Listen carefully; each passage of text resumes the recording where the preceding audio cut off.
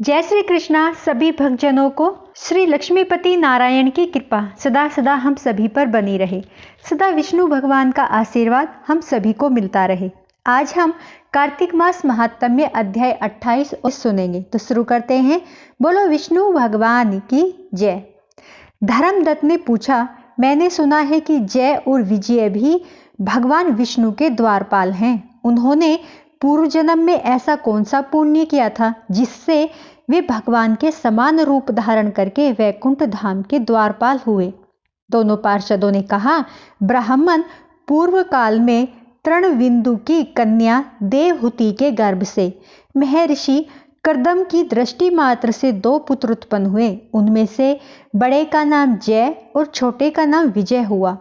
पीछे उसी देवहूति के गर्भ से योग धर्म के जानने वाले भगवान कपिल उत्पन्न हुए। जय और विजय सदा भगवान की भक्ति में तत्पर रहते थे। वे नित्य अष्टाक्षर मंत्र का जप और वैष्णव व्रतों का पालन करते थे।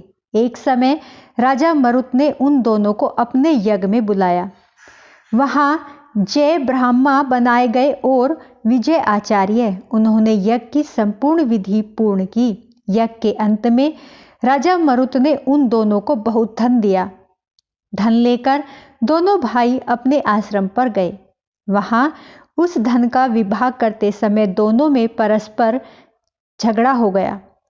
जय ने कहा, इस धन को बराबर बराबर बांट लिया जाए। विजय का कहना था, नहीं, जिसको जो मिला वह उसी के पास रहे। तब जय ने क्रोध में आकर लोभी विजय को शाप दिया, तुम ग्रहण करके देते नहीं हो, इसलिए ग्राह अर्थात मगरमच्छ बन जाओ। जय के शाप को सुनकर विजय ने भी शाप दिया, तुमने मद से भ्रांत होकर शाप दिया है, इसलिए तुम मातंग अर्थात हाथी की योनि में जाओ। इसके पश्चात उन्होंने भगवान से शाप निवृत्ति के लिए प्रार्थना की। श्री भगवान ने कहा, तुम मेरे भक्त हो, तुम्हारा वचन कभी असत्य नहीं होगा। तुम दोनों अपने ही दिए हुए इन शापों को भोग कर फिर मेरे धाम को प्राप्त होंगे। ऐसा कहकर भगवान विष्णु अंतर्ध्यान हो गए। इसके उपरांत वे दोनों गंड नदी के तट पर ग्राह और गज हो गए।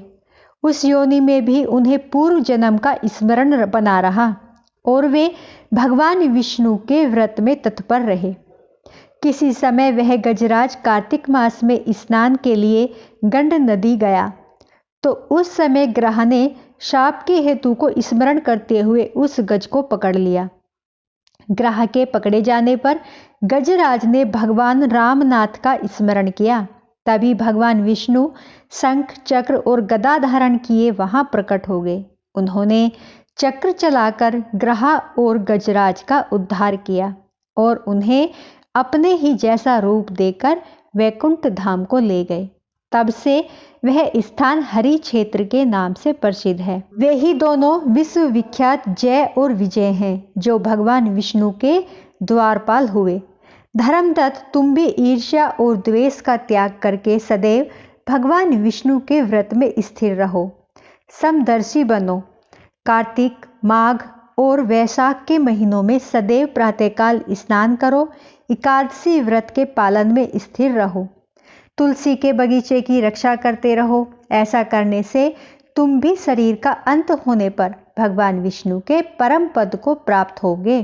भगवान विष्णु को संतुष्ट करने वाले तुम्हारे इस व्रत से बढ़कर न यज्ञ है, न दान है और न ही कोई तीर्थ है। हे विप्रवर, तुम धन्य हो, जिसके व्रत के आधे भाग का फल पाकर यह स्त्री हमारे द्वारा वैकुंठ धाम में ले जाई जा रही है। नारद जी बोले, हे राजन, धर्मदत्त को इस प्रकार उपदेश देकर वे दोनों विमानचारी पार्षद उस कलह के साथ वैकुंठ धाम को चले गए। धर्मदत्त जीवन भर भगवान के व्रत में स्थिर रहे और देहावसान के बाद उन्होंने अपनी दोनों स्त्रियों के साथ वैकुंठ धाम प्राप्त कर लिया। इस प्राचीन इतिहास को जो सुनता है और सुनाता है, वह जगत गुरु भगवान की कृपा से उनका सानिध्य प्राप्त कराने वाली उत्तम गति को प्राप्त करता है। तो बोलो विष्णु भगवान की जय। दोस्तों, आज हमारा अध्याय यहीं पर समाप्त होता है। अब हम देव उठानी एकादशी की कथा सुनेंगे, जो कि कार्तिक महीने में अवश्य सुननी चाहिए। तो शुरू करते हैं। बोलो विष्णु भगवान की जय। एक राजा के राज्य में सभी लोग एकादशी का व्रत रखते थे। राजा तथा प्रजा, नौकर चाकर से लेकर पशुओं तक को एकादशी के दिन अन्न नहीं दिया जाता था। एक दिन किसी दूसरे राज्य का एक व्यक्ति राजा के पास आकर बोला, महाराज कृपा करके मुझे नौकरी पर रख लें। तब राजा ने उसके सामने एक शर्त रखी कि ठीक है, रख लेता हूँ, किंतु रोज तो तुम्हें खाने को सब मिलेगा, पर एकादशी को अन्न नहीं मिलेगा। उस व्यक्ति ने उस समय हाँ कर ली, पर एकादशी के दिन जब उसे फलाहार का सामान दिया गया तो वह राजा के सामने गिड़गिड़ाने लगा, महाराज इससे मेरा पेट नहीं भरेगा, मैं भूखा ही मर जाऊंगा, मुझे अन्न दे दो। राजा ने उसे शर्त याद दिलाई, पर वह नहीं माना।